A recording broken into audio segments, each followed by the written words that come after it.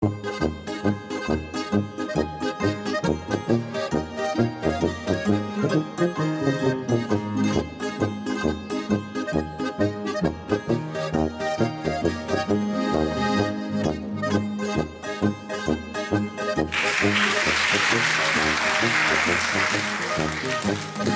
Frau Anna, dann schreiben wir an das Landratsamt und so weiter. Die genaue Adresse haben Sie drüben auf der Gemeinde. Ja, ja. So, dann fangen wir an. Meine sehr geehrten Herren, na, heute für die klang meine Herren, sehr geehrt wirklich nicht. Was glauben Sie eigentlich? Was meinen Sie eigentlich, wer Sie sind? Meinen Sie, die Steuern werden dafür bezahlt, dass Sie im Büro Ihre Hosenboden durchwetzen können? Meinen Sie vielleicht, Sie haben einen Trottel vor sich? Genauso schreiben Sie es. Meinen Sie, Sie haben einen Trottel vor sich? Jawohl. Mir ist es unverständlich, wie es Ihrerseits zu dieser Trassenführung kommen konnte. Zu dieser Trassenführung kommen konnte. Ja. Wollen wir nicht weiterschreiben, Herr Bürgermeister? Selbstverständlich, ja. Aber sagen Sie es bitte, wenn ich vielleicht zu schnell diktieren sollte, gell? Ich komme leicht mit. Gut, also, dann packen wir es wieder. Markus? Was tust denn du da gerade? Ich tu mich nicht rausbringen, Sophie. Ich muss jetzt diktieren. Meine Sekretärin, die stenografiert das, was ich ihr jetzt diktiert. Deswegen musst du aber nicht so nah bei ihr dort stehen. Das geht von weiter hinten auch. Was redst du denn schon wieder? Sag doch gleich, ich will auf die Straße rausgehen und beim Fenster reinschreien. Das verlange ich ja nicht. Aber so nah musst auch nicht dastehen. Sophie, du hast noch nie diktiert, also weißt du nicht, wie schwer das ist. Aber bitte, es ist jetzt weit genug. Na, bisschen weiter könnte nicht schaden. Liebe Zeit. Jetzt geht's nicht mehr weiter. Ist so weit genug, ja? Jetzt schaut's gerade so aus, wie wenn ich Angst hätte vor meiner eigenen Sekretärin. Du und Angst. Ich hab Angst. Aber andersrum, gell?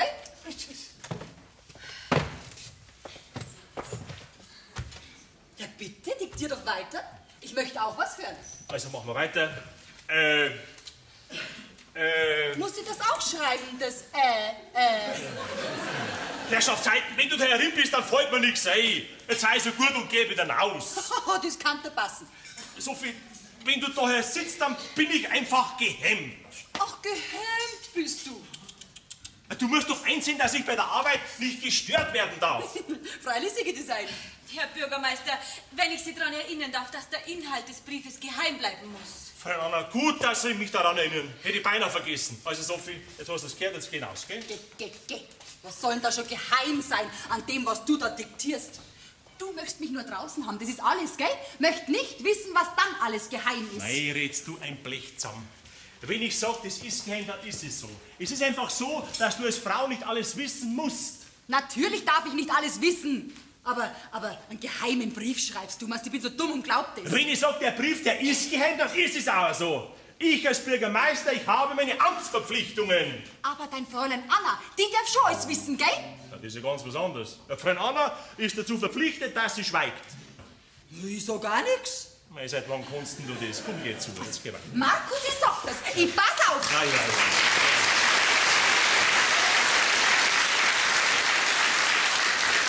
Manchmal ist es ein Kreuz mit meiner Frau, gell? Sie traut Ihnen wohl nicht, hä? Ja, ich weiß auch nicht warum. Bitte machen wir weiter. Wo sind wir stehen geblieben? Mir ist es unverständlich, wie es Ihrerseits zu dieser Trassenführung kommen konnte. Ja.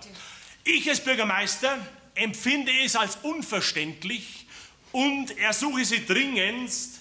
Na, halt einmal, das streichen wir. Ich verlange eine nochmalige Überprüfung Ihrer Fehlplanung. Jawohl, ha, Fehlplanung ist gut, gell? Da werden Sie die Köpfe wieder zusammenstecken, diese Bürokraten. Schreiben Sie noch mit freundlichen Grüßen, obwohl freundlich können Sie auch weglassen bei denen. Einfach Gruß aus, das wissen Sie selber dann, gell? Ich schreibe den Brief sofort und bringe ihn dann zur Unterschrift, gell? Das ist recht. Fräulein Anna, noch was. Ja. Sie arbeiten zwar noch nicht lang bei uns auf der Gemeinde, aber ich muss sagen, ich bin wirklich sehr zufrieden mit Ihnen. Ich arbeite mit Ihnen sehr, sehr gern zusammen. Das freut mich aber. Ja, mich erst und mich erst.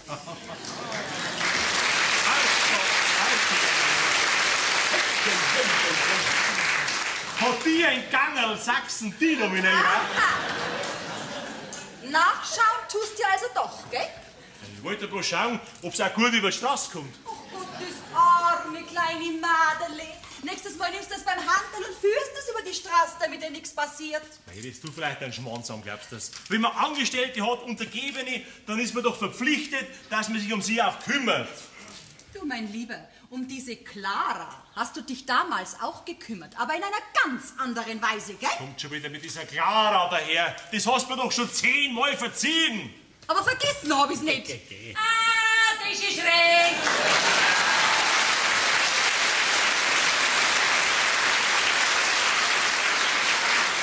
Dass er gleich alle zwei antrifft. Ein Wirt und die Wirtin. Was gibt's denn? Da geht's her, probiert's einmal die Weißwurst. Die Haut hab ich schon abgezogen. Ah, und? Was sagt ihr da dazu? Der voller Wasser. Und Geschmack hat's auch keinen. Ja, das hab ich auch festgestellt.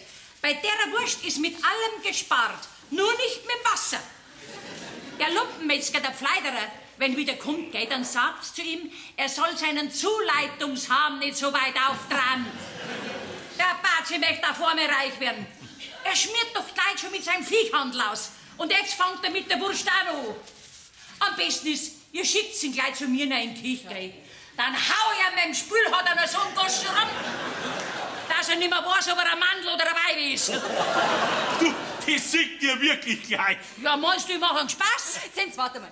Heute auf Nacht sind 20 Schweinsbrocksteak, gell? Ja, ist schon recht, Wirtin. Dann machst du als Nachspeise dazu einen Obstsalat. Ist schon recht, Wirtin. Mach aber die Fleischportionen nicht so groß, dann bestellen sie hinterher vielleicht nur Würstel nach, gell? Ist schon recht, Wirtin.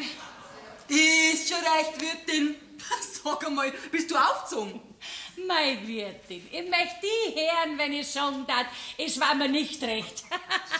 Was, Wirtin, wenn mir was nicht passt, dann denke ich mir meinen Teil. Und Gedanken, die sind ja zollfrei, gell? Also nicht vergessen, gell? Am Pfleiderer gleich zu mir hinaus in die Küche. Ja. Die Gedanken sind...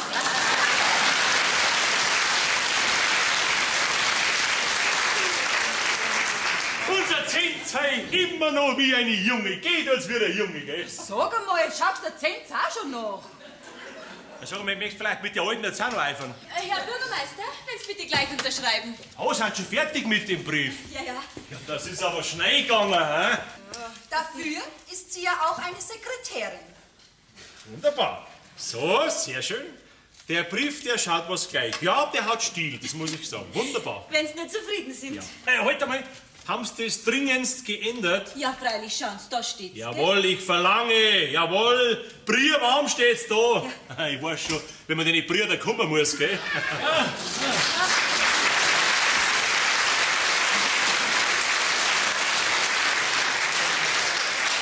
Gut beieinander. Ja, Pfleiderer, du kommst gerade recht. Ja. Freundin Anna, den Brief lassen Sie bitte sicherheitshalber einschreiben, ja? Ja. Ja, kriegt denn den Brief da, hä? Ja, schau so, jetzt hat's umgedreht.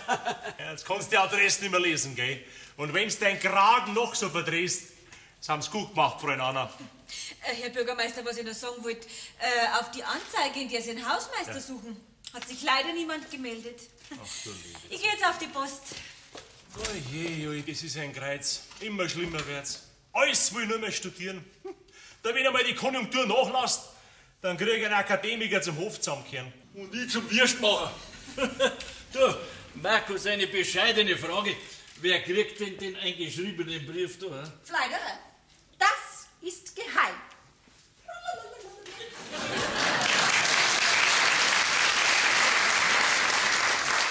Was heißt da geheim? Ein Bürgermeister hat vor seiner Gemeinde keine Geheimnisse nicht zu haben, gell? Ja, manchmal geht's nicht anders, gell? Übrigens, Pfleiderer, die Zins warten auf die in der Küche, die möchte mit dir was besprechen. Ach so! Ja, na handelt es sich bestimmt um eine Bestellung, da geh ich gleich. Du, ein Geschäft darf man sich nicht auskommen lassen, gell? Ja, Junge, der denkt doch nur an sein Geschäft. Aber diesmal wird's keins. Diesmal, glaube ich, zahlt er drauf. So, Markus, damit du auch was tust. Da sind ein paar Rechnungen, die können eingetragen und die Mehrwertsteuer ausgerechnet, gell? So, für was fällt dir denn schon wieder ein? Du weißt doch genau, dass ich das Zeug nicht leiden kann. Ja, weil du immer was anderes rausbringst. Das jetzt aber auch. Mach's nur, das schadet dir nicht und bringt dich auf andere Gedanken, gell? Auf was für Gedanken soll ich denn kommen? Tu doch nicht so unschuldig. Ich sag nur Fräulein Anna. Ich will doch von der Anna nix. Das hast du bei der Clara auch gesagt, du Sündenstingel, du.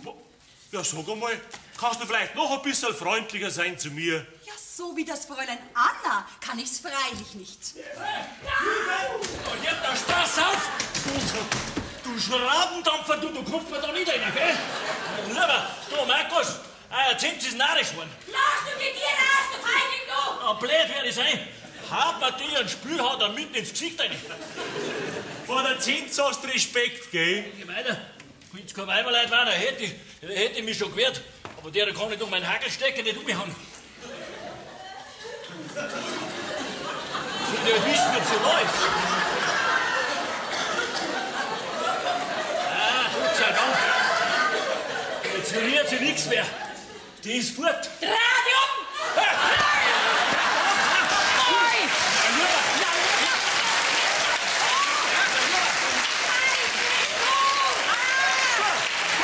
Du vergisst, dass du eine Frau bist. Ah, jetzt hab ich! Fleiderer, jetzt geht's dir an Grong. Du Wasserpanzer, du! Fleiderer, magst du das nächste Mal bessere Weißwürste, Hey, ha? was kann ich nie dafür, wenn der Lehrbuhr Wasserhahn aufsteht, zutreibt, ne? Der Lehrbur tut immer nur das, was er vom Meister sieht. Drum ist er ja ein Lehrbur, gell? Prost. Ich mag dir ja gar nichts da. Du bist im Stand und legst eine Woche ins Bett und ich dir verzeihen. Fleiderer, ich sag dir nur das eine. Dreh du dein Wasserhahn zu, sonst dreh ich dich durch den Wolf. Und dann kommst du in die Würst.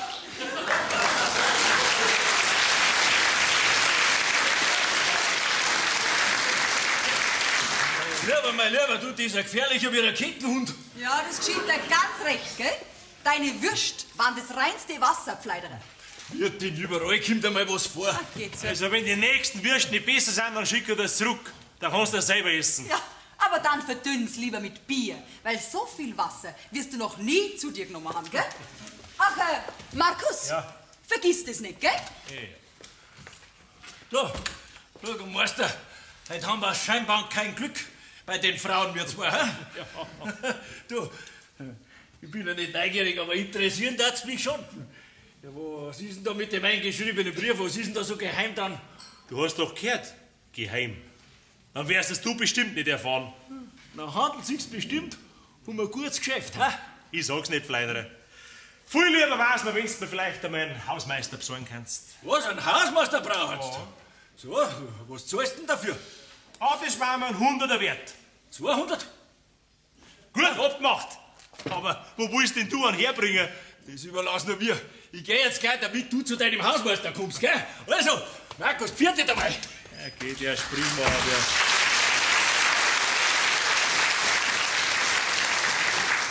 der treibt ja doch keinen auf. Ja, aber jetzt muss ich da anfangen, sonst wird mein Muckerl noch krantiger, wie sie schon ist. Ah, ist er schon fort, ha? Der Bazi. Du, meinst, dass der nochmal so wasserige Weißwürst liefert, ha? Das werde sie nicht mehr trauen. Ja, aber ist ja mein Ziel erreicht. Geh weiter. Das war doch eine Blamage für unsere Wirtschaft. Oh mei, Wirt, gell?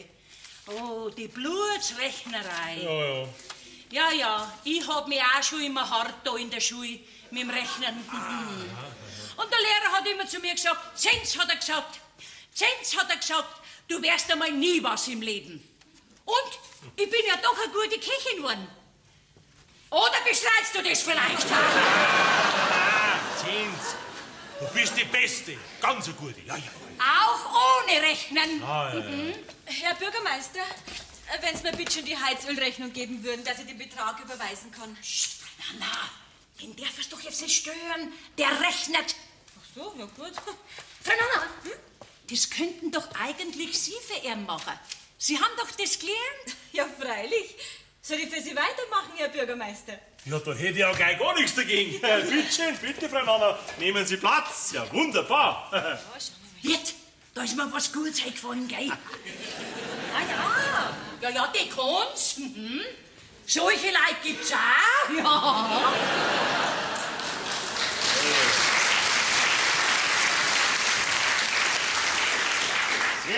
Sehr schön. Ich muss sagen, so gefällt's mir ja. Ja, was ist denn das? Ja, da bin ich ja gerade wieder reingekommen, hä? Was ist denn? Frau Anna wollte mir helfen. Dann haben wir gedacht, mach ich halt die Freude, dafür wird's erzahlt von der Gemeinde, nicht? Das geht die gar nichts an, was wir für einen Umsatz haben. Sofort hören's auf, Frau Anna. Ja, bitte. Ich wollte mich nicht aufdrängen.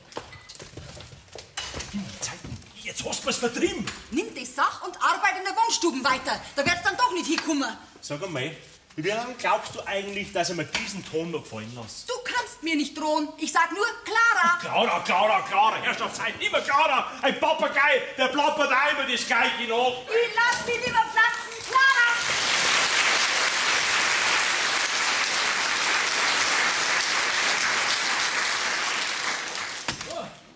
Haben wir schon einen Hausmeister? Jetzt geh weiter.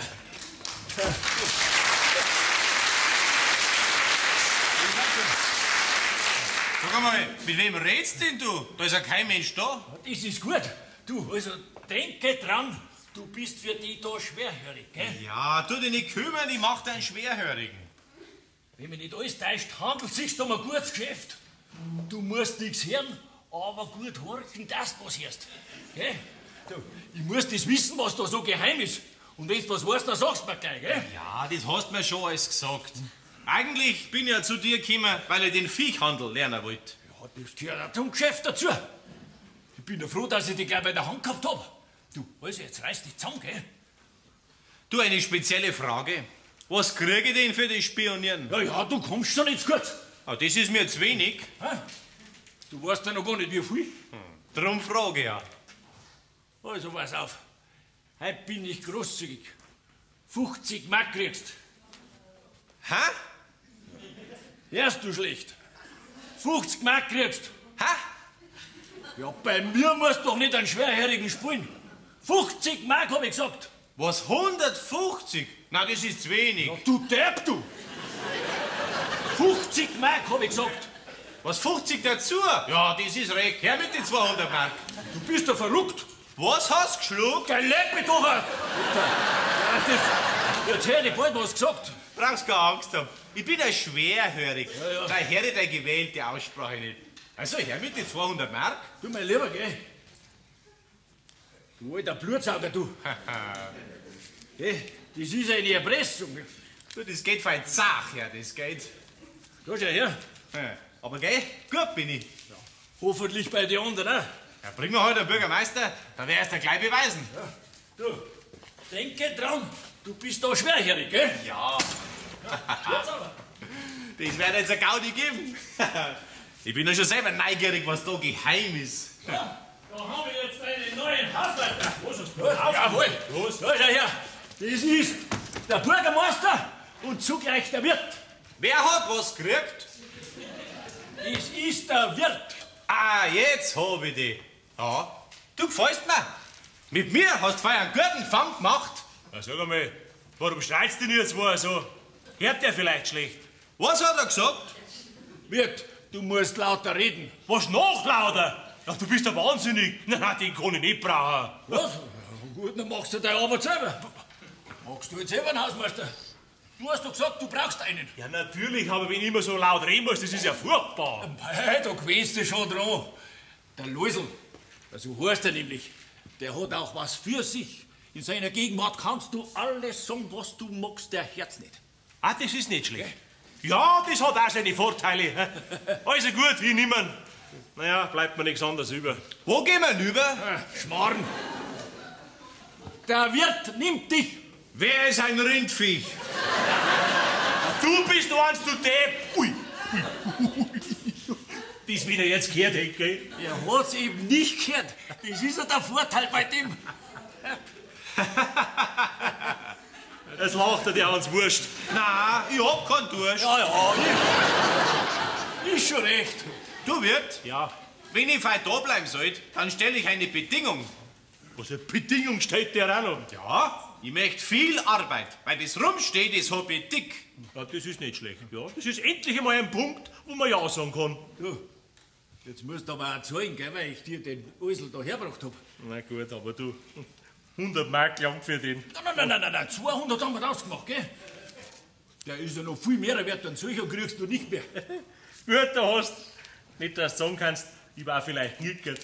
Also, Tu mir keine Schand machen, gell? Nein, ich tu nicht krank machen. Sind wir quitt, gell? Also, auf geht's. Also, wenn der so arbeitet wie er Herd, dann reißt er einen Teufel nicht.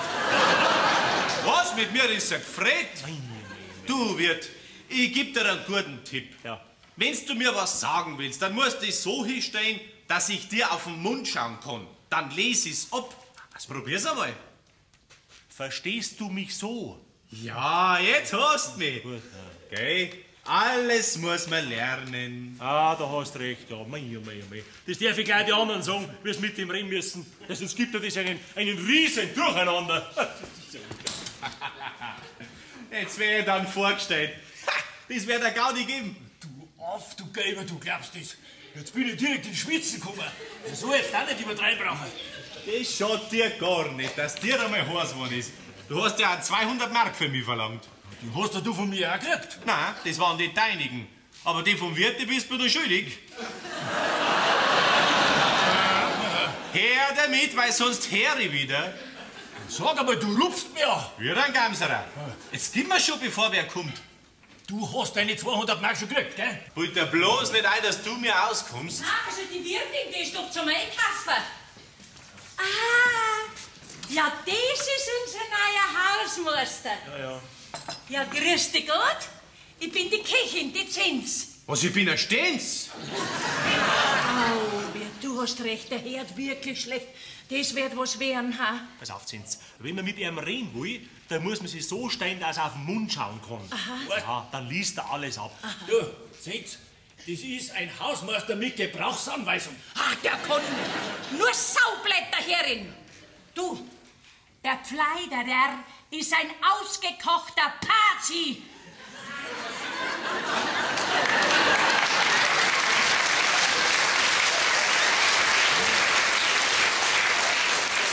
Mit dem gibst dich nicht ab. Von dem lernst du nichts Gescheites. Halt dich immer nur an mich. Und wenn dich wer da plecken sollte,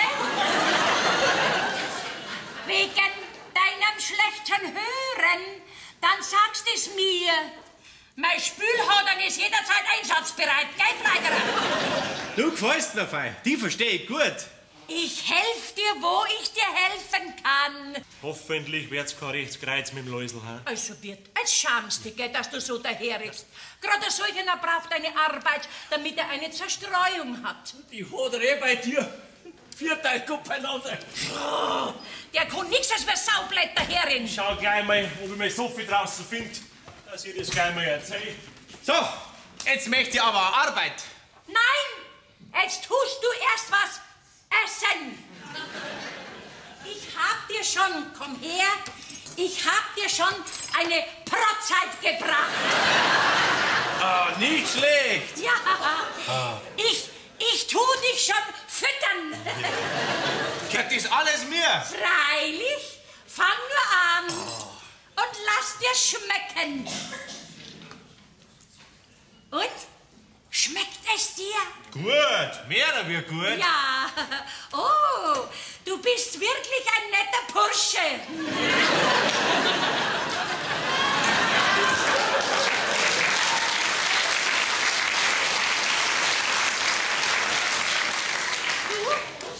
Du tust dich recht hart mit den Madeln. Was ist mit meinen Wadeln? Nein, ob du dich hart tust mit den Madeln. Weißt, ich tät dir schon eine vergönnen. Du, ich muss jetzt wieder hinaus in die Küche, dass mir nichts anbrennt. Bin gleich wieder da. Fertig.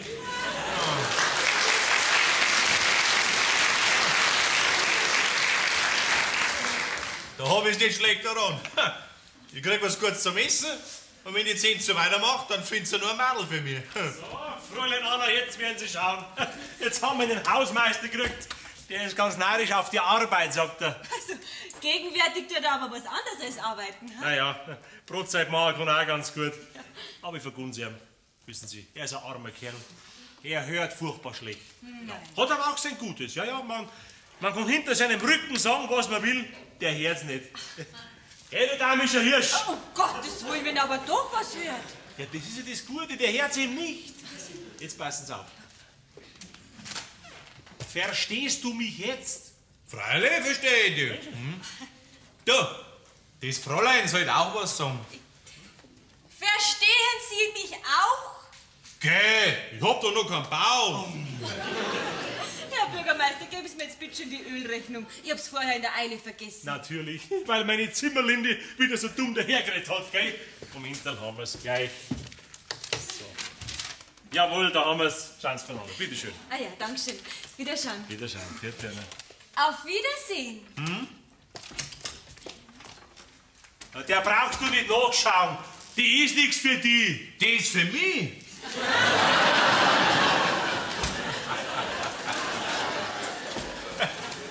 Mahlzeit? Mahlzeit. Ja, das ist ja der Lois. Das ist die Stalle, Sophie. Grüß Wie dich. gibt's denn das? Na, sag mal, wie kommst denn du daher? Ich? Naja, sagen wir mal, aus Zufall. Und was machst du da? Ich? Ich bin der neue Hausmeister. Was du nicht sagst. Du sag einmal, Lois, bist denn immer noch der gleiche Hallodri, wie es bei uns daheim in der Gastwirtschaft immer warst, hä? Gell, denkst auch noch dran, dass immer was los war, wenn ich zu euch gekommen bin? Aber jetzt wirst du doch schon gescheiter worden sein, oder? Ich wüsste nicht warum. Du, da wo ich jetzt bin, da bin ich schon wieder mittendrin in der Gaudi. Okay, und was machst du da? Also, wenn's das niemand weiter erzählt, dann sag ich das. Okay, sag doch nix. Also, ich spiel da herinnert einen Schwerhörigen. Du, das ist eine Gaudi, die haben sich schon alle eingestellt auf mich. Ah, ja und die Wirtin auch. Die habe ich bis jetzt noch nicht getroffen, aber die ärgert dich natürlich erst recht. Leusel, hat's geschmeckt? Wer ist verreckt? Du, das ist unser neuer Hausmeister. Jetzt pass auf, wie man mit dem reden muss. Leusel, das ist unsere Wirtin.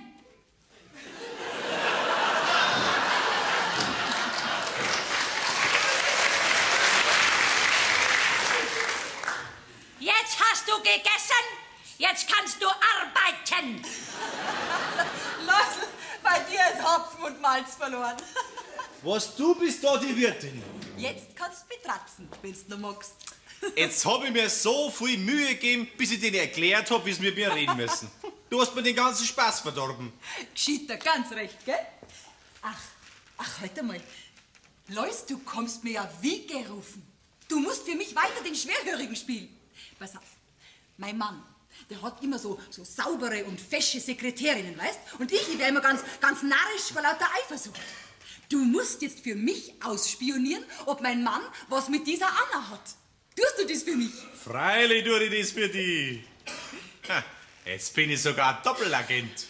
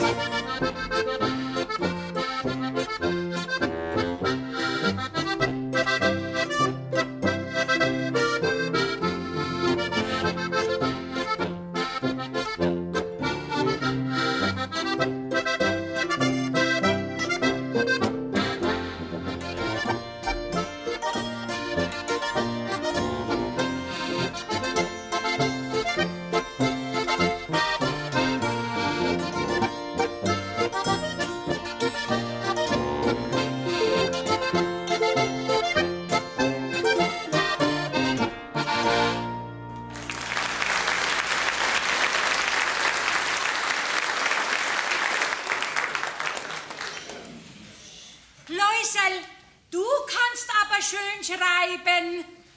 Leberspatzelsuppe. Mei, wie gestochen. Ist der Herr Bürgermeister da? Der ist in der Gastwirtschaft draußen. Du, Anna, komm mal her. Das muss doch sein. Wie schön der Leusel schreibt. Schau her. Jetzt schaut mein Magenfahrplan auch noch was gleich, gell? Ja, schön. Schön. Mehr wie schön. Nein, Läusel, du hast einen Fehler gemacht. Es heißt nicht Kartoffelknödel, sondern Kartoffelknödeln. Weil immer 2 Knödeln auf einer Portion sind. Gell, Anna? Na, der Läusel hat schon recht. So, dann schreibt man es jetzt anders, wie es ich gelernt habe. Schweinshaxe mit Sauerkraut. Du, die Preußen, die sagen zur Schweinshaxe Eisbein. Als wie wenn das was Gefrorenes war. Psst. Herz am Spieß gibt's heute nicht. Ah, hat er was falsch gemacht? Ja, lass sein. Du, deine Bratzerl weg, da geht's so, komm. Ui, ein Herzl mit Pfeil. Jetzt kannst du es wegwischen. Kannst du. Ich hab schon gelesen. Anna, merkst du was? Du, das Herz mit Pfeil ist eine versteckte Liebeserklärung an dich. Ich kann da keine Liebeserklärung erkennen. Du, warum gefällt dir nicht der Läusel? Ach, du kannst schon dumm fragen. Mich darf's halt interessieren. Aber brauchst nicht so leise reden, er hört's ja nicht. Ja, das ist ja das Schlimme. Mei, einen Fehler hat jeder Mensch. Dafür ist der Läusel ein braver, lieber Bursche. Und das Hören ist in der Liebe nicht die Hauptsache.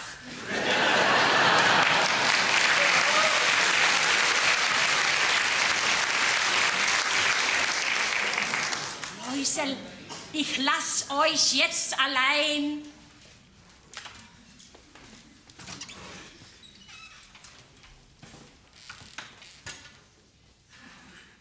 Warum ist die Lizenz jetzt gegangen? Ich weiß nicht. Sie müssen näher herkommen, ich verstehe Sie nicht. Ich hab gesagt, ich weiß es nicht. Noch näher. Heute hören Sie aber besonders schlecht, hä? Ist es so nah genug? Ja. Au! Oh. Ja, gibt's denn das auch? Haut die Pfeil grad zu! Herrschaftszeiten! Läusel, mach dir nichts draus! Tust dabei einen Hof zusammenkehren! Anna, das hätte ich von dir nicht gedacht. Aber geh, jetzt hast es. Jetzt ist er auf und davon. Und ich hätte vom Läusel nicht gedacht, dass er gleich so frech wird. Das hast doch kennen müssen, wie er dich zu sich hergewunken hat, was da kommt. Ja, der Läusel, mei, der hat keine Erfahrung mit dem Madel. Nein, der weiß nicht, dass man eine Frau umwerben muss. Du, das ist noch ein Anfänger. Das war aber kein Anfängerkuss. Hat er da also doch geschmeckt, ha?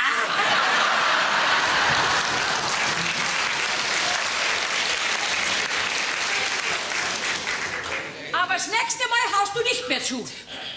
Zu einem nächsten Mal kommt's nicht. Das glaubst doch selber nicht, Anna. Läusel, kannst wieder reinkommen, sie ist schon fort. Ach so, der Herr der Minute, den muss ich holen. Steigt doch da draußen schon wieder die Anna umeinander. Wart bestimmt wieder auf meinen Mann. Ah, Läusel, gut, dass du kommst. Du, hast schon was rausgebracht von meinem Mann und der Anna? Lass mich bloß mit der in Ruhe. Das ist eine ganz gefährliche. Geh. War ich doch nicht umsonst eifersüchtig. Du, was war denn schon? Darüber rede ich nicht. Da muss ich erst noch mehr wissen. Aber du musst mir alles sagen, wenn was ist mit denen zwei. Und versprich mir, dass du ganz fest aufpasst. Von jetzt ab wie ein Spitzenagent. Gut. Ja, Läusel, siehst das schon wieder sind's beieinander. Ohne seine Sekretärin kann er eben überhaupt nicht mehr sein. Ja, Läusel, kannst du das ruhig sagen. Der hört den Schmarrn wenigstens nicht. So viel genau aus mir kennt ihr jetzt nicht brauchen, Herrin. Sag einmal, geht das schon wieder los? Herr Bürgermeister, wenn Sie jetzt bitte das Antwortschreiben vom Landratsamt lesen würden. Selbstverständlich, Frau Nanna. Bitte, ich muss jetzt den Brief lesen und dann mit meiner Sekretärin alles genau besprechen. Ist ist schon recht. Jetzt hockt sie sich auch noch. Sophie, du störst. Ich lass mich nicht mehr pflanzen, ich habe meine Erfahrungen. Ja, jetzt genauso. Ich hab gesagt, der Brief, der ist geheim. Ja, ja. Sag mal, wärst denn du nie vernünftig? Ich als Bürgermeister, ich hab meine Verpflichtungen. Die hast du mir gegenüber auch. Heilige Verpflichtungen. Das hast du mir am Altar geschworen. Mei, was schwört man nicht alles? Was? Nicht? Ich meine, Freundin Anna, was sagen Sie zu so einem Dickkopf? Fräulein Anna, ja, was sagen Sie jetzt da dazu? Ich sage überhaupt nichts mehr.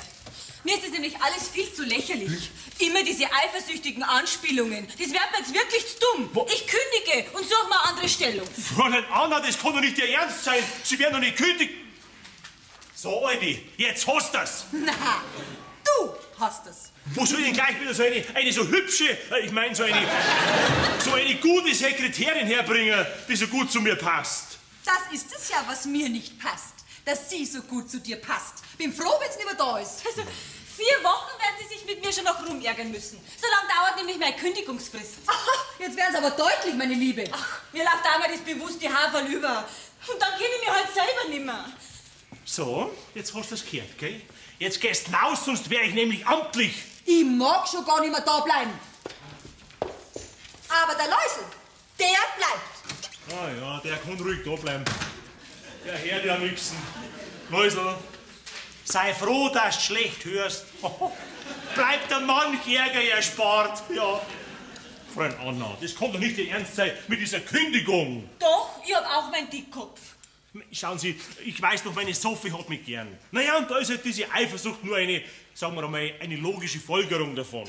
Aber eine sehr unangenehme und besonders für mich. Und darum geh ich. Aber, Läusel, die Anna, die lassen wir nicht fort, die muss da bleiben, gell? Ich mag mehr Ruhe. Aber der ist auch grantig. Hat die auch eine geärgert? Herr Bürgermeister, jetzt haben Sie das Antwortschreiben immer noch nicht gelesen. Bitte nehmen Sie Platz, dann werden wir die Sache gleich einmal bearbeiten. Ja. Haben wir noch was zu schreiben, die Herren vom Landratsamt? Ja, blutige Hähnerkett! Ja, was glaubt denn die? Für was macht man denn eine Eingabe? Für was erklärt man denn diesen Bürostäften, was recht und billig ist? Hören Sie das mal an, Freund Anna. Die Straßenplanung ist endgültig. Zu einer Änderung der Trassenführung besteht kein Anlass. Ja, Grützig! Jetzt hätte ich beinahe was gesagt. Die schaffen einfach hoch. Ich meine, das ist klar. Wenn eine Straße gebaut werden muss, dann müssen sie ja irgendwo durch. Ja, aber das muss doch nicht sein, dass von uns alle nur immer der Haslinger der Leidtragende ist. Ich habe mich erkundigt. Die Herren, die haben gesagt, es wäre durchaus möglich, dass man die Straße so plant, dass jeden von uns Bauern ein bisschen trifft. Naja, das wäre ja nur gerecht. Ne? Ich habe doch die ganze Sache nur deshalb geheim gehalten, dass von unseren Bauern keiner misstrauisch wird.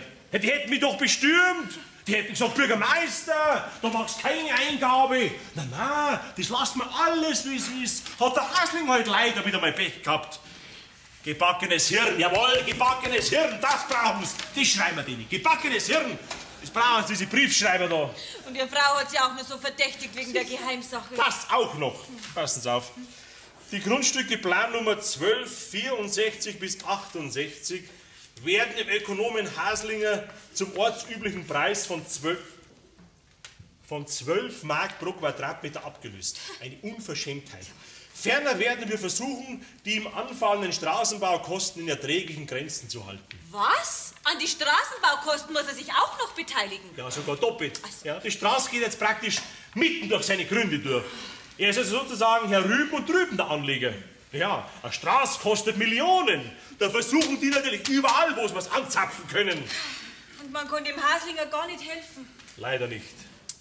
Ja, Freund Anna, holen Sie mir den Haslinger mal her, dass ich ihm sein großes Pech schonend beibringe. Ja, freilich. Ich hole ihn sofort.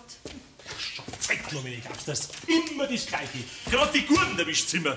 Wenn sie einen Bazi getroffen hätte, dann war es nicht so schlimm, aber auch gerade der Haslinger. Ist ja interessant. Ich glaub, diesmal erwischt's doch am Basil. Läusel, ich hab mit der Anna geredet. Ich glaub, der tut's furchtbar leid, dass sie dir eine gewischt hat. Musst es halt noch einmal probieren. Nein, ich lass mir keine mehr schmieren. Das war doch nur ein Liebestatscherl. Ja, Läusel, was haben sie denn mit dir angefangen? Weißt du das auch schon von der Watschen? Warum? Wer hat denn noch nicht gekriegt? Ach so, du weißt nix? Na, dann geht's dir André go, gell? Jesus, mir brennt was an, mir brennt was. Ja, Läusel, hast du eine serviert gekriegt, hä? Das hab ich dir fein nicht geschafft, dass du schlagen lassen musst. Aber dein Kohlrabe, der hält das schon aus. Du redst ja einen Schmarrn. Du, der Spion, wie steht's mit dem Horchen? Weißt du schon was? Hör dir der Blecker auf. Ja, Spaß muss sein. Geh weiter, weißt du schon was? So red halt einmal. Ja, freilich. Deswegen mache ich ja für die da einen Deppen. Ja, also, was weißt du denn? Red, geh weiter. Hä? Fangst schon wieder mit schwierig sein an, hä? Ich krieg noch 200 Mark von dir. Ja, red zuerst einmal, ob's das auch wert ist. Wenn ich mengen das schon. Hä? Zuerst her mit dem Diridari. So, schau her. Aber jetzt möchte ich was hören, gell? Du, da Federn, das sind ja bloß 180 Mark. Was? Da, schau her. Hat sich nur so ein Bazi versteckt. Jetzt nimm's halt nicht so genau, geh weiter. Was weißt du? Also pass auf. Ich habe erfahren, dass es sich bei dieser geheimen Sache um ein Millionenprojekt handelt. Und dann habe ich noch was erfahren vom Haslinger seine Grundstücke, Plan Nummer 1264 bis 68. Ich kenn mich aus. Da wird eine Fabrik gebaut. Ja, freilich. Nur das kann das Millionenprojekt sein. Was hast du schon gehabt für Planungen? 1264 bis 68. 64 bis 8. Du, ist das ein Quiz wahr? Ich weiß sogar noch mehr. Der Haslinger, der weiß noch gar nichts von seinem Glück. Ja, das ist gut. Muss ich gleich zum Haslinger? Die Gründe brauche ich, die sind einmal unbezahlbar. Nein, du kannst ruhig da bleiben. Den holt nämlich gerade am Bürgermeister seine Sekretärin. Hoffentlich sagt er ihm nicht, um was es sich da handelt. Nein, das ist ein Bürgermeister seine Sache. Den soll ich holen, wenn der Haslinger da ist. Ja, das tust du nicht. Zuerst muss ich dem Haslinger den Grund abkaufen. Ja, der schafft Zeit, denn der Papa direkt zum Mainz vor lauter Aufregung. Du, ich geh jetzt rein und kauf mir eine halbe, gell? Und wenn der Haslinger kommt, dann holst du mich. Kriegst noch mal einen Hunderter.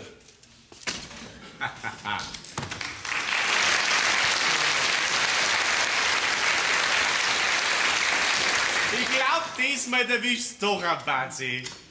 Grüß Gott.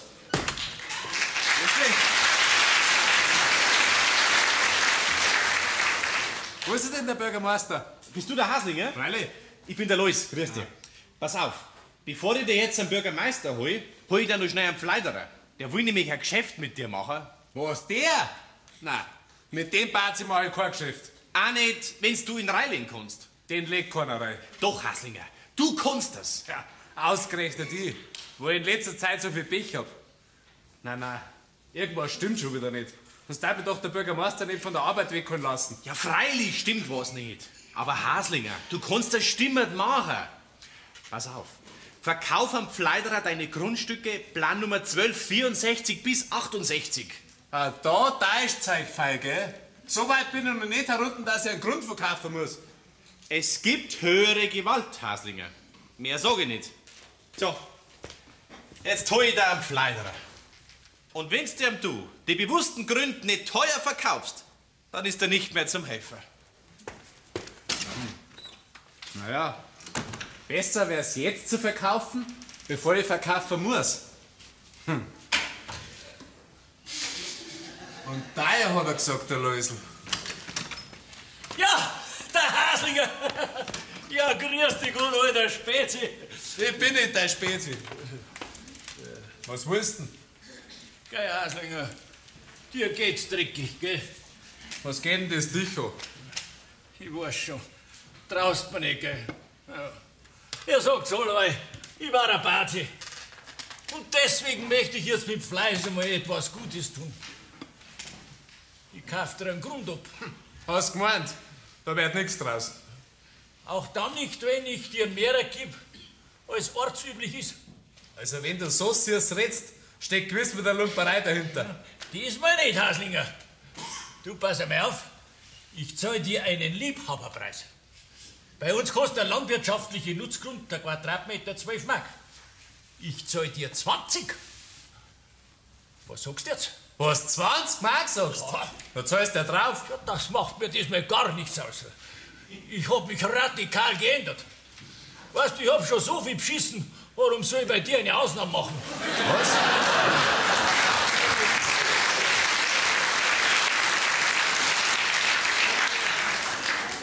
Mann, ich möchte jetzt einmal was Gutes tun.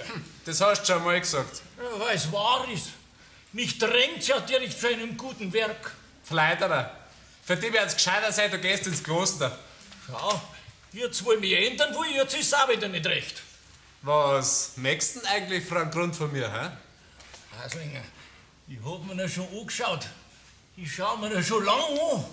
Weißt, Plan Nummer 264 bis 68, das lag für mich am günstigsten, weißt? Ich zahl dir 20.000 Mark an und verbriefen die mir, sobald es geht. Kriege ich die 20.000 Mark gleich? Freilich. Ich hab grad so viel dabei, weil ich ein Viech verkauft hab. Also, 220 Mark hast du gesagt für einen Quadratmeter. Schau dir nicht an, Haslinger. Ha? Handeln kann er auch. Also, weil es wurscht ist. Da ist ja her, hast du deine Anzahlung. Und jetzt schreibe ich noch ein kleiner Wisch, damit alles seine Richtigkeit hat, gell, Haslinger?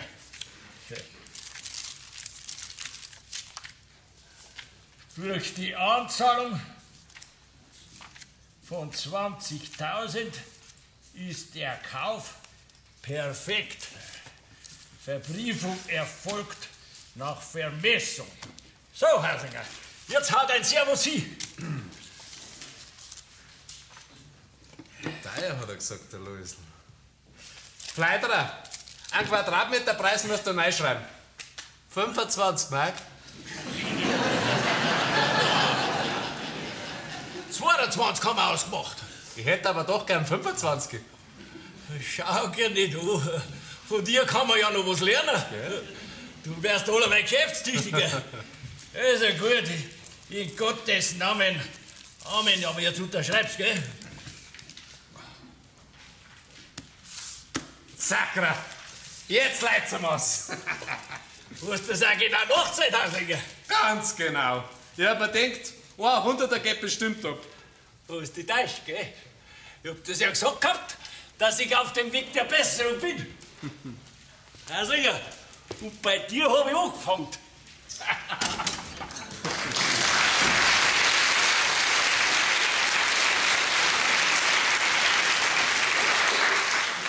Herrschaft, nein. Jetzt hab ich auch mal ein gutes Geschäft gemacht. Das hätte man selber nicht zutraut. Ah, Haslinger, du bist ja. Ja, also, setz dich hin, trinken wir zuerst einmal ein Glas Schnaps miteinander, das glaube ich ist gescheiter. Also da kommt gewiss nichts Gescheites, wenn du mir zuerst einen Beruhigungsschnaps gibst. Prost, Haslinger. Prost, Bürgermeister. Geht, trink keinen einen. Nein, lass dir Zeit. So viel vertrage ich nicht. Trink nur. Der wird dir gut tun. Na ja, gut ist er. Ja, Haslinger. Haslinger, Kreuz ist auf der Weg, gell? Und was weißt du sonst noch alles? Ja, du bist ein guter Kerl, Haslinger. Geh weiter. Sag das andere auch. Ja, hast recht. Das Rumrennen, das nützt dir nichts, gell? Einmal musst du es doch erfahren. Haslinger, tut mir leid. Schön. Lies einmal das.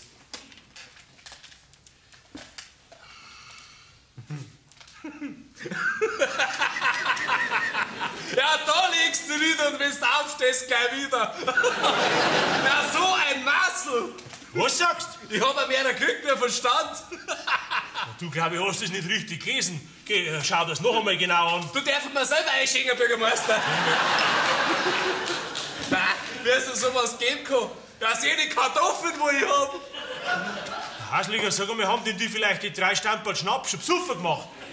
Haslinger, ich muss dir das erklären. Ja, meinst vielleicht, ich kann nicht lesen? Ja, da brauche ich dich nicht dazu. Haslinger, eine Straße wird bei dir baut. Ja, das soll noch bauen. Von mir aus 2 Straßen braucht man. Zeit, das ist da vielleicht was mit dir. Schau dir das noch einmal genau an. Die Grundstücke, die hast du das wirklich genau gelesen? Ja. Jetzt, es geht doch dich an. Nein, Bürgermeister, da täuscht du. Natürlich, da steht's doch. Die können von mir aus hinschreiben, was sie wollen. Das geht mir nix so. Haslinger, natürlich geht es dich was an. Nein. Da? Das geht mir was so. Schau mal her. Aber was ist denn das? Frag nicht so dumm. Ein Geld? Bürgermeister, ich bin ein Luder. Ich hab grad meine Straße verkauft.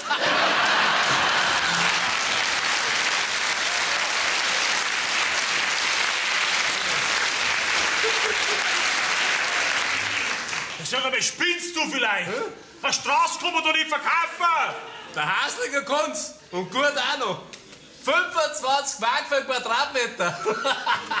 Also das macht man so schnell keiner noch. Da, nimm deinen schönen Brief wieder an dich. Der geht mir gar nichts mehr an. Das musst du jetzt am Pfleiderer schonend mitteilen. Was, der Pfleiderer hat dir den Grund abgekauft? Ja. Warum denn? Ja, weil er ein guter Kerl ist, hat er gesagt. Und er ist auf dem Weg der Besserung. Mein, der wär Flur. Also du hast wirklich verkauft? Ja, hast du es jetzt endlich begriffen? Weißt du was? Jetzt schicke da einen Pfleiderer rein. Der sitzt bei dir in der Gaststunde draußen. Er hat gesagt, er ist auf dem Weg der Besserung.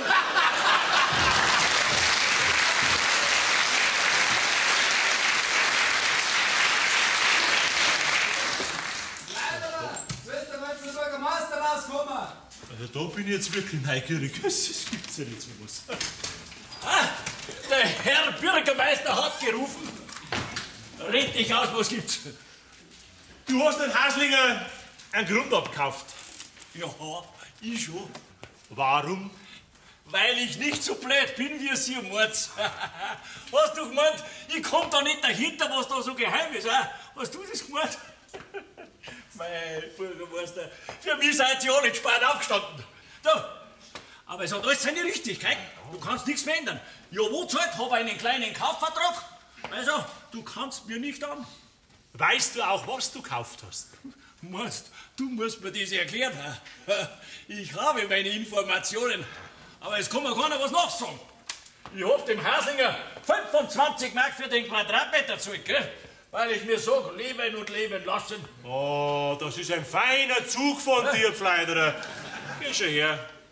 Lies dir das einmal durch, bitte. Ja, du sag ja. Jetzt hab ich's gleich schwarz auf weiß auch noch. Ja, ja.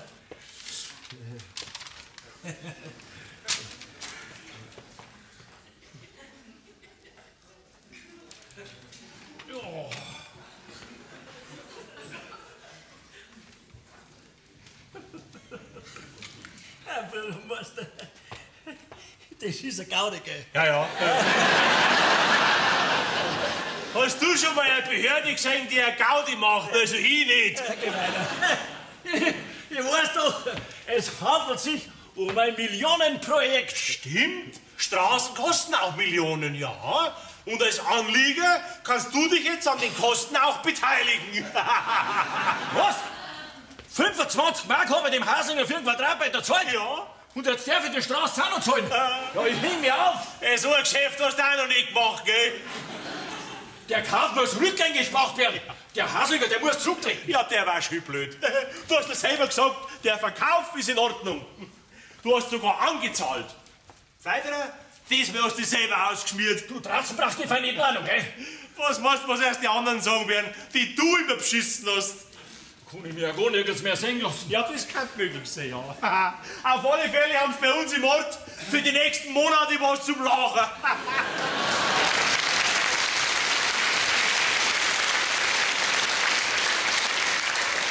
Den Läusel, den bring ich um. Pfleiderer, hast geklappt? Ja, du auf, du Geschechter, du. Hey, zieh die Bremse an. Ich hau dir gleich umgespitzt in den Boden rein. Geht über Ruhe. Ha, die fürchte ich nicht. Die, was du umgebracht hast, die leben alle noch. Was bist denn eigentlich so narrisch? Ja. Hast kein gutes Geschäft gemacht. Du Idiot, du. Wer ist ein Kompott? Ja, du. Ich hab eine Straße gekauft. Für dich allein? Sag einmal, warum tust denn du sowas? Ich hab gemeint, du hättest ein Fabrikgelände kaufen wollen. Du Hans Wurst, du Geiber. Du hast mir's ja falsch eingesagt. Du bist jetzt blöd zum Horchen. Das Millionenprojekt ist doch eine Straße. Baust halt eine Mautstraße. Du, ich hab dir bloß das gesagt, was ich gehört hab. Das von dem Fabrikgelände ist dir eingefallen. Ich konnte gleich alles zusammenrennen. Also, Pfleiderer, nachrennen muss ich dir auch noch, gell? Du das nächste Mal machst den Mai auf und sagst, wo du hingehst. Da geh her und dies. Das konnte er selber fressen. So, ja, dann ist der Läusel. Läusel! Bezahlen muss der Pfleiderer. Er hat's auch bestellt. Bezahlen muss der Pfleiderer. Ihr seid so alle blöd für mich. Der Läusel ist ja gar nicht schwerhörig. Was spinnst denn du? Ja, glaubst denn du, ich darf sonst mit ihm so reden? Der Läusel ist ein ganzer armer Teufel. Aber du hast ja kein Gefühl dafür. Gell, Läusel? Du bist ein ganz ein lieber, braver Bursche. Ja, gemeint, das ist ja nur der größere Bazi, wie ich bin. Nicht wahr ist? Der Größte bist schon du. Und wenn's jetzt noch einmal zum Läusel Bazi sagst, gell, dann stoppt's. Der allergrößte Bazi bist du. Und du kehrst einmal so richtig ausgeschmiert. Was? Ja, Läusel, du Schlawak, du. Hast du mir vielleicht im Auftrag von der Zenz nur die Hälfte gesagt? Ach, du spinnst da. Ich hab dir bloß das gesagt, was ich gehört hab. Ja, der hört ja wirklich. Du hast jetzt das alles gehört, was der Pfleiderer da gesagt hat. Jesus, Jesus. Ja, dann hat ja der Pfleiderer recht. Ja, Läusel, ja, scham sie den gar nicht. Doch, Zenz, vor dir scham ich mich. Schau gar nicht an, den falschen 50er. Jetzt da der Scheinheilige auch noch. Du heißt es der Mai, gell? Der Läusel, der schamt sie ja. Das ist wirklich ganz ein armer Kerl. Und du hast ihm bloß die Lumperei gelernt. Läusel, wie eindringlich habe ich dich vor diesem Haderlumpen gewarnt. Jetzt wird dem Bazi noch geholfen, ha? Du, jetzt sag ich dir das eine. Noch einmal, wenn du den Läusel zu einer Lumperei hernimmst, dann kriegst du von mir erwaschen, dass du 8 Tage lang vom Teufel träumst.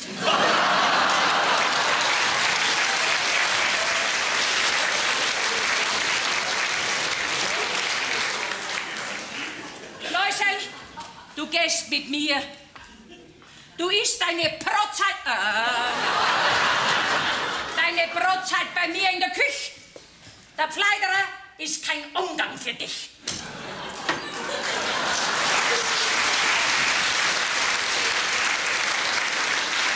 Du Schlawak, du! Du Hans Wurst, du! Versteckt sich hinter einem Weiberkittel! Hey, Pfleiderer! Was ist denn los? Was schreist denn so? Liegst da! Wo ist mein Zech? Und sehen der ziemlich nicht mehr, gell? Über was hast du denn so geärgert? Du, und deinem Alten kannst du sagen, er ist dahinter drum, dass die Bazi der umeinander läuft. Hey, wie haben wir's denn? Wie kannst du sowas sagen? Was ich weiß, das weiß ich. Halt! So kommst du mir nicht aus, gell? Was weißt du von meinem Mann? Oder ist da vielleicht was mit ihm und seiner Sekretärin? Was wird denn? Da mische ich mich rein. Das ist eine Sache. Jetzt klappt's vielleicht doch noch mal. Was hast du gesagt? Ja, weißt du, denn einmal erfasst das ja doch.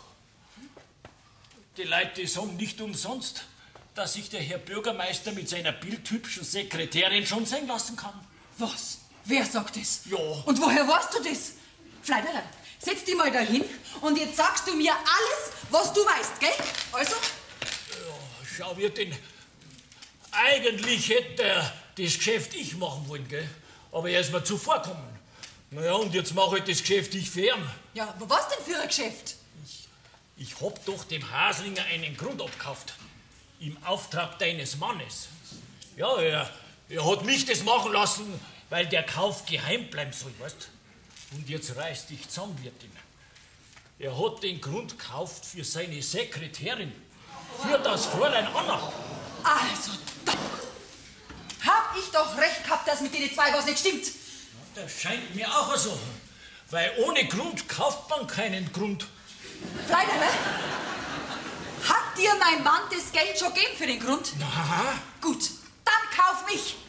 So, jetzt Jetzt da an die auch noch das Geld hinhauen. Das ist doch schlimmer wie bei dieser Clara. Und ein Haufen auch noch. Wirtin, 30.000 Mark habe ich angezahlt. 30 Mark kostet ein Quadratmeter. Was so teuer sein bei uns die Gründe? Ja, aber umzahlen musst du, gell, dass ich nicht mehr zurückkomme. Ja, nimmst du einen Scheck auch? Ja, freilich, Wirtin. Gut, dann schreibe ich dir gleich einen aus, gell? Natürlich, jetzt ist mir aber heiß geworden. Aber hingeschaukelt habe ich es noch mal. Jetzt muss ich gleich einen Wisch schreiben, damit sie nicht mehr rauskommt. So, leider. Da ist jetzt der Scheck. Aber niemandem was sagen. Das muss geheim bleiben, gell? Ja, Wirtin, schau her. Ich habe jetzt noch einen Schrieb vorbereitet und den unterschreibst du, dann hat alles seine Richtigkeit, gell? So. Und niemand was sagen, gell? Nein, Wirtin, war falsch nix. Da wär der Spitzen, mein Alter, ha? Ja. Und wir? Vierte gut, Wirtin. Vierte. So, Markus. Und jetzt werde ich dir zeigen, dass wir unser Geld nicht zum Rauswerfen haben, gell? Oh, da geht er, der Pfleiderer. Das hat er sich selber ausgeschmiert. Was lachst du so? Über den Pfleidererlei.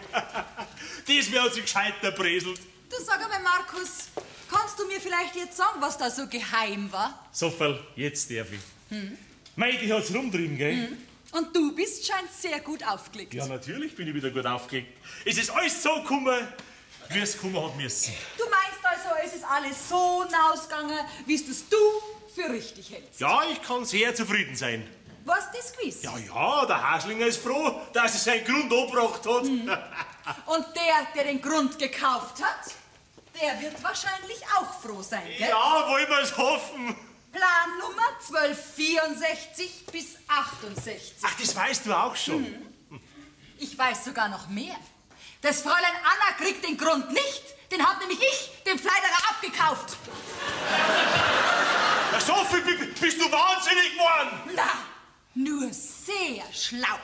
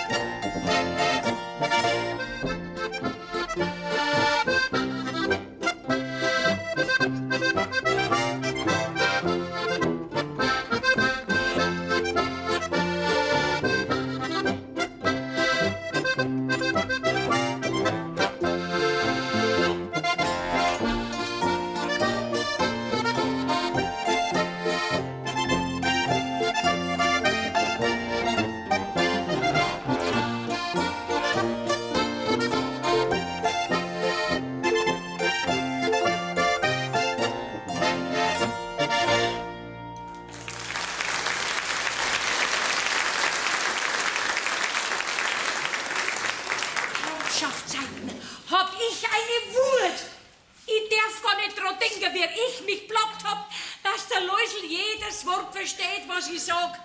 Dabei hat er jedes einzelne Wörterl mitgekriegt. Der hat sich halt gedacht, du blödes Luder, du, red zu, ich hör doch alles. Ja, der hört ja besser als wir ich. Hört der gar nicht auf.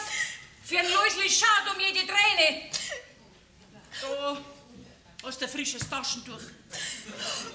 Das hat doch der Läusel nicht wissen können, dass die Frau Bürgermeisterin in ihrer blöden Eifersucht so eine Dummheit macht.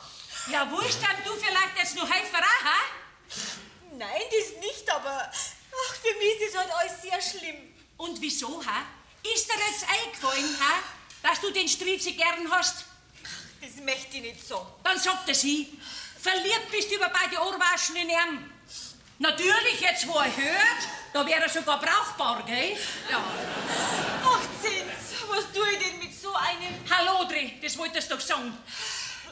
Ich möchte mit ihm nichts mehr zu tun haben. Du, das glaube ich dir nicht. Du weinst nicht um einen, der Wurscht ist. Aber pass auf, den überlasse ich jetzt ganz allein dir. Denn mit der Liebe erzieht man das schlechteste Mannsbild. Meinst du wirklich, Zins? Ja, freilich. Wenn einer verliebt ist, dann wird der Lamperl fromm. Da fressen sie einem aus der Hand. Ja, schau, das möchte ich ja gar nicht. Aber Brauchst mir gar nicht sagen, ich weiß ganz genau, was du möchtest, gell? Ah, da, schau her. Unser Schwerhöriger, ha? Was willst du denn da? Gute Lust hab ich und du kriegst jetzt gleich von mir eine solche. Na, schau hin. Wie schön, dass er sein Bälle herhält. Jetzt mag ich gar nicht mit Fleiß. Geh du raus. Den kaufe ich mir jetzt ganz allein. Naus! Und du daher. Bruder Staubiger, ha? Magiert der einen Schwerhörigen? Sei froh, dass du gesund bist und dass du gut hörst. Das, was du gemacht hast, das ist ja ein Frevel. Warum hat denn die Anna geweint? Wegen dir doch nicht. Du Ehrenschau, der ist was ins Auge geflogen. Ich hab aber doch gemeint, dass sie gewarnt hat. Zins, was hast du über mich gesagt? Nix. Du bist es gar nicht wert, dass man über dich redet. Aber Birscherl, jetzt möchte ich von dir was hören, gell? Und ich sag dir nur das eine. Lieg mich ja nicht an. Na, gewiss nicht. Ah, nicht, gell? Du kannst da gar nicht liegen, gell? Na. Wie war dann das mit deinem Schwerhörigen? War das keine Lüge? Zins, jetzt beruhig dich doch wieder. Du brauchst nicht mehr schreien, ich bin nicht mehr schwerhörig. Mich wundert's nur, dass du nicht auf und davon gelaufen bist, wie deine Lumperei aufgekommen ist. Weil... Es fängt dir zum Stottern an noch. Sag einmal, habe ich mich nicht immer gesorgt um dich? Ja, Zins, und das vergiss ich dir nie. Aber wegen mir bist du doch nicht da geblieben. Ja, auch, aber... Aber, jetzt red, ich möchte alles wissen. Wegen der Anna bin ich blieben. Aha. Die hab ich gern, die hab ich narrisch gern. Aber was die wohl jetzt von mir denkt... Haha, die wird sagen, Läusel, bist du ein braver Bursch. Mach nur immer solche Sachen, dann wird's uns im Leben niemals langweilig. Na, das sagt's bestimmt nicht. Aber Zins, du weißt das doch, was gesagt hat. Ich möcht's gern wissen. Frag selber. Meinst du, dass ich mich trauen darf? Ja, freilich, die warten doch schon drauf, dass du um ein Hals fallen kann, weil du so ein Fallott bist. Was bist denn so böse auf mich? Wem hab ich denn geschaut mit meinem Spiel? Am Pfleiderer wollte ich reinlegen. Und das hätte euch alle gefreut.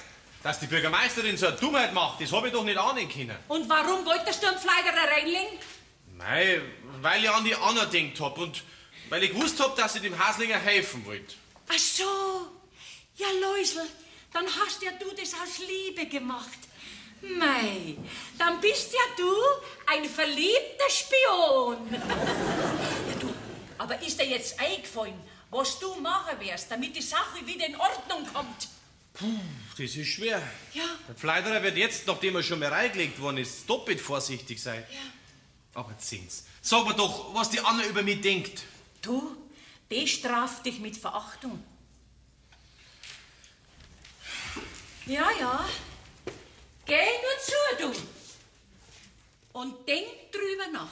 Ja, das tue ich ja. Ich hab alles gehört. Du, wer hat denn dir gesagt, dass du horchen sollst, ha? Jeder Verliebte horcht. Ach, Zins, und jetzt weiß ich, dass mir der Läusel wirklich gern hat. Ja. Aber du, das hättest du ja nicht gleich sagen brauchen, dass ich mit Verachtung strafe. Du, ich muss ihm jetzt helfen. Nix! Du bleibst da. Der braucht seine gerechte Strafe. So. Jetzt war's recht, das Gewissen druckten. Dem Kerl glaube ich nichts mehr. Gute Lust hab ich und zeigen an. Nein, bitte nicht. Sieh, schau an. Was heißt denn das, Zens, dass die um den Angst hat? Wird denn, dass du da noch fragen musst? Schau, die hat halt Angst um ihn, dass ihm was passiert. Das ist schon so auf der Welt, dass die größten Baze die allerbravsten Madel kriegen. Schau dir nur dein Augen an. Und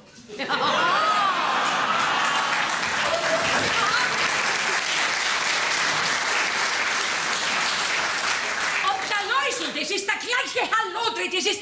Justus, wo ist er denn überhaupt? Ah ja, zu dem habe ich gesagt, er darf sie erst blicken lassen, wenn er die Sache wieder in Ordnung bringt. Ach, nix da, das kann man grad noch ab. Die will ich nicht mehr sehen. Mir reicht das, wie uns der Kerl zum Narren gehalten hat. Wenn er kommt, schmeiß ich ihn raus. Nein, das darfst du nicht tun! Ja, was ist denn los? Jetzt helfen Sie einmal in zwei. Anna, hol's mal den Läusel einmal her. Muss denn das wirklich sein? Mei, oh mei, ich glaub, das Mädel hat sich verliebt in den Hallodri. Also was nicht alles gibt. Ach, so ist es. Sie und der Lois, Markus nicht, du und sie. Sophie, die sucht sich doch einen eigenen Mann. Nicht scheint, der schon verheiratet ist. Ja, aber warum warst du dann immer so nett zu ihr? Wie denn? Hast du schon mal ein Mannsbild gesehen, das zum jungen, sauberen Madel nicht nett ist? Also, der Loisl ist nirgends zu finden. Aha, der hat das gespannt, dass ich ihn rausschmeißen will. Ja, aber... Ich bin froh, wenn ich ihn nicht mehr sehe. Aber wer hilft uns jetzt gegen den Fleiderer? Da muss uns irgendwas einfallen. So ein Base darf doch nicht ungestraft davonkommen. Legt ja meine Frau so niederträchtig rein und behauptet auch noch, ich hätte was mit meiner Sekretärin, mit der Anna. Ja, du, da musst du aber schicken, der kommt bestimmt bald. Pass auf, ich hab mir schon was überlegt. Das könnte funktionieren. Wenn der Fleiderer kommt, und er kommt bestimmt, ja, der möchte doch seinen Triumph auskosten, nicht, dass er uns regelt hat, dann müssen wir alle miteinander, alle recht mitleidig lachen. Ja, so lachen, dass er misstrauisch wird. Ja, dann stutzt er und glaubt, die lachen doch nicht umsonst. Und ich überlege mir dabei was, wie wir ihm die Grundstücke wieder zuschustern können. Darfst du das als Bürgermeister jemand anschmieren, ha? Das mache ich doch nicht als Bürgermeister. Das mache ich nicht als Bürgermeister, das mache ich als Mann von meiner breiten Frau. Was?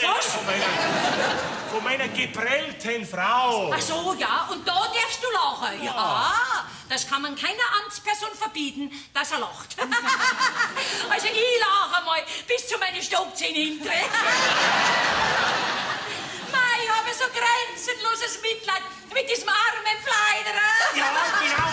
So ist recht. So müssen wir lachen. Dann wird alles wieder recht. Wenn wir dem Fleiderer reinlegen können, das wäre für mich das reinste Volksfest. Sitzt, du gehst wieder, Anna, sie auch, gell? Und ich überlege mir dabei was, wie wir ihm die Grundstücke wieder unterjubeln können. Ja. Komm. Ja, ich gehe ins Büro. Und ich gehe in meine Küche. Warte mal, Markus. Ich muss noch was reden mit dir. Red bitte über alles mit mir, aber nicht über die Anna und über mich, ja? Schau, du hast mir noch gar nicht geschimpft wegen diesem Grundkauf. So, Fall. Da nützt doch Schimpfen auch nichts mehr. Und es ändert auch nichts mehr an der Tatsache. Ja, aber der Pfleiderer hat doch zu mir gesagt, dass du den Grund für die Anna kaufst. Das war doch gelogen. Da können wir doch anzeigen. Hat das wer gehört außer dir? Na? Also. Da braucht er bloß sagen, die stimmt nicht, dann kannst du überhaupt nichts machen. Ja, aber ich hab's doch nur gemacht, Jetzt weil... brauchst du bloß nur sagen, aus Liebe zu mir hast du dich vom Fleiderer ausschmieren lassen. Das ist schon so. Oh. Und wenn du es mir sagen darfst, Markus, dass du mich noch genauso magst wie an unserem Hochzeitstag, dann darf mir das narrisch gefreien. Was ist denn mit dir los, Sofa? Du beutst dir wie ein junges Mädel. Also wenn sowas die Anna sagen, der zu dem Ihren, dann kann ich das verstehen, aber du... Aha. Bei der Anna wäre das natürlich wieder was anderes, gell? Ihrem sagen würde nicht zu mir. Na, da kann man es verstehen, die ist jung und dumm. Und ich bin nicht mehr jung, bei mir versteht man es nicht. Nein, du bist nur mehr dumm. Was? Sofa, geh. Du bist doch genauso recht, wie es bist. Eine andere möchte ich doch gar nicht. Magst mich doch noch? Ja, natürlich. Sonst hätte er doch schon längst einen Grung umdreht. Du weißt ja den Grund anderen auslassen. Sowas kann man nur aus Liebe verzeihen. War der Loisl schon da? War der Luisa schon da? Nein, der kommt auch nicht mehr. Na, das glaube ich nicht, das gibt's nicht. Der kommt bestimmt wieder. So, Moines, was glaubst denn du, Sophie? Also mir wär's auch lieber. Dann wäre die Anna beschäftigt und hätte keine Zeit mehr für andere. Mein Gott, geht denn das mit dem Eifer schon wieder los? Jetzt hör doch endlich einmal Sind's. auf. Du glaubst doch an den Loisl. Ja, bis zu einem gewissen Grad schon, ja. Oh, das ist jetzt schon saudumm alles. Also ich vertraue ihm. Mein Madel, wenn's das du nicht darfst. Ach, es ist ein Kreis mit dem Mannsbrüder. So leicht kommt man's entbehren, wenn man's nicht so notwendig brauchen darf.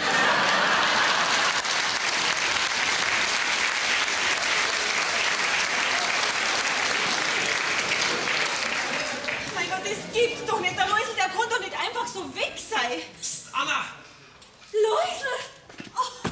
Ach du, ich hab's gewusst. Was hast du gewusst? Ja, dass du wieder kommst. Alle anderen haben geglaubt, du bist weg. Aber du nicht. Nein. Pass auf, ich habe ein Telegramm aufgegeben.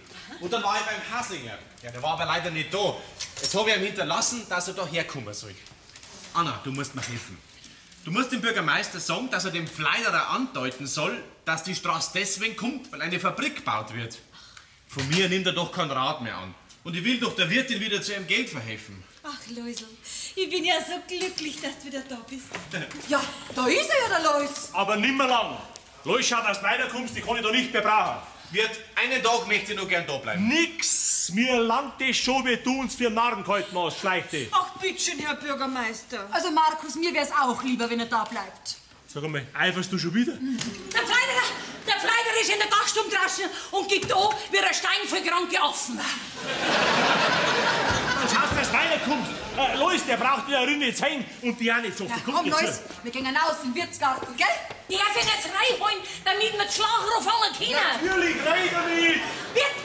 Und wenn er nicht mag, dann trag ihn rein. Brrr, den bring ich schon rein.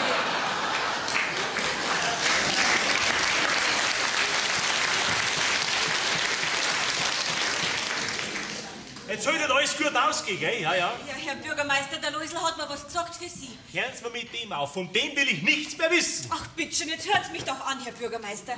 Na, also, ich glaube nicht, dass sich der Pfleiderer nur weil wir lachen irritieren lässt. Ja, und drum meint der Läusel, Sie sollen ihm so ganz nebenbei sagen, dass die bewusste Straße wegen einer Fabrik gebaut wird. Ja, das ist doch eine großartige Idee. Ah, das ist nicht schlecht. Ja, ich sag ja, der Loisl ist ein intelligenter Bazi, gell? Ja, aber wie geht's dann weiter? Ja, ach, da verlasse ich mich ganz auf den Läusel. Geh weiter! Lass dich nicht so ziehen! Geh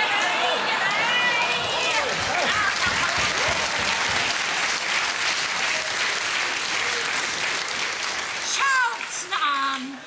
Ist er nicht ein netter Teil für unseren Pfleiderer? Ist da das ein blödes Weib? Ha? Ja, aber der Blödeste bist schon du. Ihr könnt ja lachen auch noch. Das kann ich auch. Ja, ich lach auch. Ja. Jetzt lasst mir mal mit dem Fleiderer anschauen. Ja, dann komm. Wirt, gell? Und wenn's du uns brauchst, wir sind jederzeit einsatzbereit. Bürgermeister, du kannst sagen, was du magst. Das hat alles seine Richtigkeit, du kannst mir nicht an. Du hast bei Sophie angelogen wegen dem Grundkauf. Hast du da einen Zeugen? Ich brauch keinen Zeugen. Fleiderer, ob du das glaubst oder nicht, aber diesmal hast du dich selber ausgeschmiert. Ich glaub's gleich gar nicht. Oh, mein Fleiderer. Wenn du wissen darfst, was ich weiß. Bei mir plagst du mir sonst. Das sagst doch du bloß, damit ich nicht merken soll, wie er da stinkt. Ja, mir stinkt er doch gar nicht. Ich habe ein sehr gutes Geschäft gemacht. Geh weiter. Hast du deine Alte schon gelobt dafür? Ah, meine Frau sag ich nichts. Nein, aber mir sagst du das, gell? Weil ich ja leicht zum Ausspüren bin. Ja. Wirt, ja, darf ich endlich rein? Ich möchte doch sehen, wie er sich ärgert. Der glaubt ja immer noch, dass er das Geschäft gemacht hat. Ja, glauben kann er's. Du, bei manchen dauert's lang, bis merken, dass sie die Breiten sind. Du Pfleiderer, du bist ja so ein armer Teufel, gell? Aber zum Glück warst du's nicht. Ja. Was wird? Manche sind dumm geboren, haben aber was dazugelernt. Aber er hat's Lernen versäumt. Für die bin ich alleweil noch gescheit genug. Gell? Meinst du, das ist dein Fehler? Jesus, die Leute werden lachen und werden sagen, endlich hat sich der Oberbazi, der Pfleiderer, selber ausgeschmiert. Jetzt red halt einmal vernünftig. Was war's denn eigentlich? Ja? Er möchte mich ausfragen, er. Weiß es schon der Pfleiderer? Na, der weiß noch nicht, dass er der Geprellte ist. Ach, das tut mir aber leid. Begreift ja so schlecht. Ja. Bitte, ja, so daher. Ja, also ich muss wieder in meine Küche.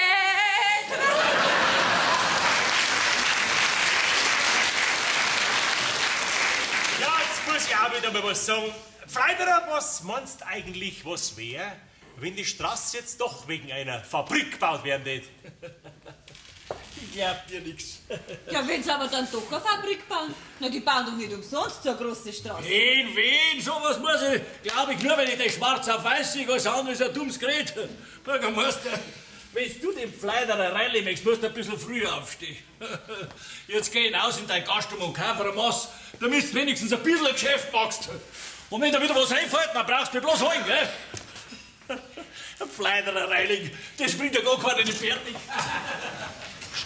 Der Fleiderer, der beißt uns nicht an. Also, da kann uns jetzt nur noch der Läusel helfen. Der Läusel, der ist für Sie scheinbar als Evangelium. Haben Sie einen wirklich so verkauft in diesen Kerl? Naja, Wenn es nur wert ist. Ganz bestimmt. Ich glaube, dass er alles wieder in Ordnung bringt. Wo ist denn euer Läusel? Ja, ich schreie ihm sofort. Läusel, komm mal rein. Schon wieder einer, der einen Läusel braucht. Was möchtest du von ihm? Er hat mir hinterlassen, ich soll unbedingt zu ihm kommen. Ah, Haslinger. Ja? Gut, dass du da bist. Ja, was? Hast du das Telegramm dabei? Freilich. Was bedeutet denn das? Lies einmal vor. Komme wegen Fabrikgelände, zahle jeden Preis. Was ist denn das für ein Telegramm? Wer hat denn das geschrieben? Das hab ich am Haslinger geschickt. Das muss der Pfleiderer lesen, dann wird ihm anders. Dann will er auch den Grund wieder. Haslinger, du musst uns helfen. Ich hab dir geholfen und jetzt musst du uns helfen. Ja, das tue ich doch gern, wenn wir dem Pfleiderer den Oberbazi ausschmieren können. Was muss ich denn da? Du musst ihn neugierig machen. Du musst ihm sagen, dass die Straße deswegen kommt, weil eine Fabrik gebaut wird. Das hab ich ihm doch schon angedeutet. Ja, das war gut. Wenn er schon ein bisschen was weiß, dann wird er neugierig und dann kehrt er der Katz. Aber ob das ausreicht, dass der Pfleiderer anbeißt? Ja, das ist am Haslinger seine Sache. Er hat das Telegramm. Ja, aber wenn ihm der Haslinger das Telegramm bloß hinhält und davon redet, das nützt doch nichts, da beißt er doch nicht an. Ah, an das hab ich schon gedacht. Der Pfleiderer, der muss so neugierig gemacht werden auf das Telegramm, dass er vergisst, sich zu erkundigen, ob das auch stimmt. Haslinger, du musst uns helfen. Kannst du ein Reischal markieren und dabei narrisch sein? Wenn es dem Pfleiderer an den Kram geht, dann kann ich alles. Gut, pass auf. Du musst immer von dem Telegramm reden und an die Brusttaschen hingelangen, wo du das auch drinnen hast, gell? Ja. Und dann musst du in deiner Wut vom Pfleiderer verlangen, dass er dir den Grund wieder zurückverkauft. Ja, weil du doch jetzt so einen Schaden dadurch hast. Und der Teufel soll mir holen, wenn dir der Pfleiderer das Telegramm nicht rauszieht und liest. Und dann kehrt er uns. Meinst du, das auch wird? Also Läusel, du bist doch ein ausgekochtes Schlitzohr. Ich glaube immer, du hast die Lumperei studiert, hä? Ich muss doch am Pfleiderer beweisen, dass ich nicht umsonst bei ihm in die Lehre gegangen bin. Ja. Du, Läusel. Läusel, machst du bei mir später auch solche oder ähnliche Sachen, hä? Ich mein, Ich weiß schon, was du meinst. Nein, die Lumperei da, die mache ich nur wegen dir. brauchst nicht mehr weiterreden. Ich weiß schon. Hey, Haslinger, pass auf jetzt. Kriegst du eine Flasche Schnaps in die Hand, das schaut besser aus, da wirkt vielleicht ein bisschen. Du, und jetzt sag mir einmal das, wie das ist, wenn du ein Reischel markierst. Ach so, ja. Vor allen Dingen so richtig narrisch bist. Gut, also passt auf. Her mit dem Pfleiderer! Her damit! Ich hab ein Telegramm für ihn! Da drin hab ich's! Sehr gut, sehr gut, sehr gut. Mach mal weiter so, ja? Gut, und immer an der Wut denken. Was redst du so viel? Nein, jetzt noch nicht. Nicht? Ja, jetzt holt's mal den Pfleiderer. Ja, freilich, ich hol ihn sofort. Hey, Läusel, wir gehen raus. Wir schauen uns die Gaudi von draußen an, gell? Also, Haslinger, mach's gut. Nicht jetzt saufen, Mensch! Jetzt frei mit direkt auf den Hoderlumpen. Ja, der Haslinger. Alter Späße, wie geht's denn auch? Das geht dich einen Dreck an. Was? Ja, du Oberlump, du. Gib mir sofort meinen Grund wieder. Her damit! Ich möchte ihn wieder! Ich brauch ihn wieder! Sag einmal, bist du narrisch geworden, hä? Mein Grund gib er wieder. Sofort gibst du mir zurück! Haslinger, du bist doch froh, dass du ihn los hast. Und ich auch. Ich hab ihn der Wirt nicht aufgehängt. Ja, bist du nicht noch blöder? Nur sehr schlau. Schlauer wie alle miteinander. Ich hab ihm bloß eine Straße verkauft. Ja, du Depp! Du Dorgauf! Die Straße wird doch deswegen baut, weil auch eine Fabrik gebaut wird! Was? Jetzt sagt ihr das auch? Ich sag's nicht bloß, ich hab's schwarz auf weiß. Da drin hab ich's. Sag's her, kann ich's lesen? Jetzt sag ich nix, du Gauner. Aber da drin hab ich's, das Telegramm. Und drum brauche ich meinen Grund wieder. Ich möchte auch mal zu den Obern kehren. Jetzt kriegen die das 5-fache dafür. Na, so ein Unglück. So ein Unglück. Hey, Haslinger, jetzt geh weiter, jetzt reg dich nicht auf, Haslinger. Beruhig dich. Weißt du was? Ja. Jetzt gehst du raus in die Gastung und kaufst dir eine Masse auf meine Kosten, gell?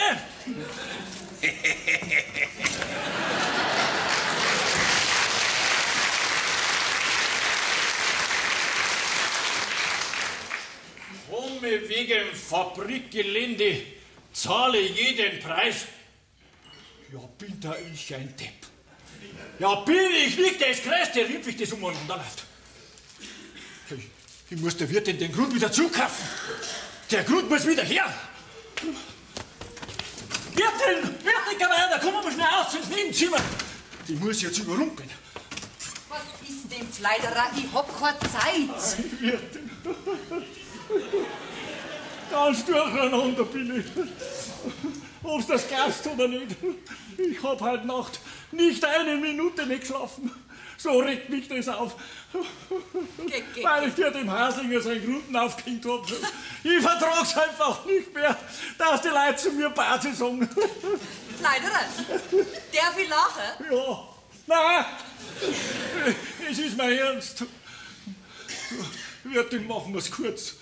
Ich geb dir deinen Scheck und du gibst mir meinen Schrieb und alles ist wieder in Ordnung.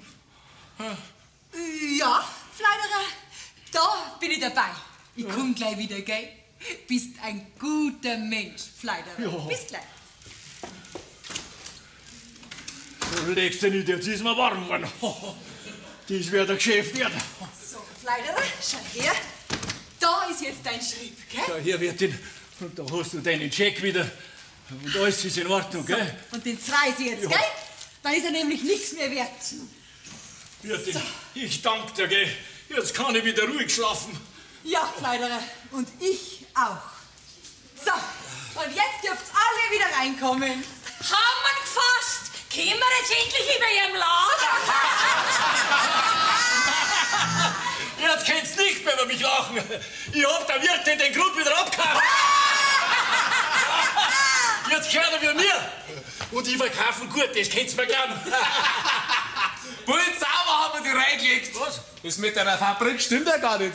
Was? Merkst du das jetzt, dass du der Ausgeschmierte bist? Der Haslinger, ich hab das Telegramm gelesen. Ja, Fleiderer. Ja, was denn für ein Telegramm?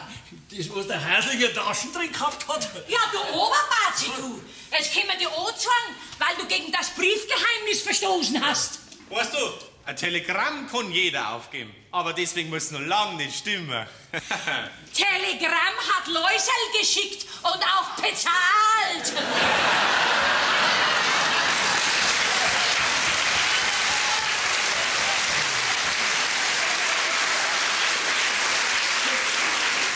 Ja, Läusel, du Schlawak, du, das hast mir du eingebracht. Lass den Läusel stehen, Fleiderer. Der kann doch nichts dafür, dass du so blöd bist. Weißt du, schwerhörig sein wird einem verziehen, aber Blödheit wird bestraft. Lass dich anschauen. Fleiderer, du bist ein selten blöder Jahrgang.